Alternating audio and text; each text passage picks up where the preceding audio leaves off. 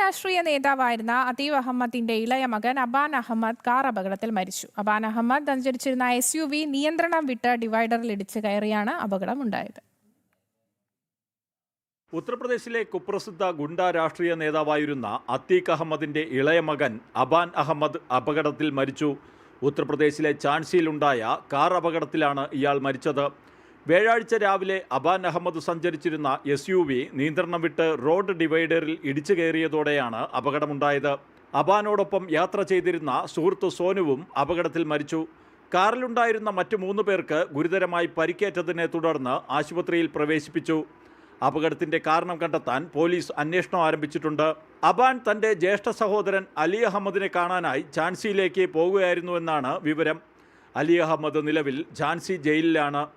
2023 അത്തീഖ് അഹമ്മദും സഹോദരൻ അഷ്റഫും പ്രയാഗ്രാജിൽ പോലീസ് കസ്റ്റഡിയിലിരിക്കെ വെടിയേറ്റ് കൊല്ലപ്പെട്ടിരുന്നു.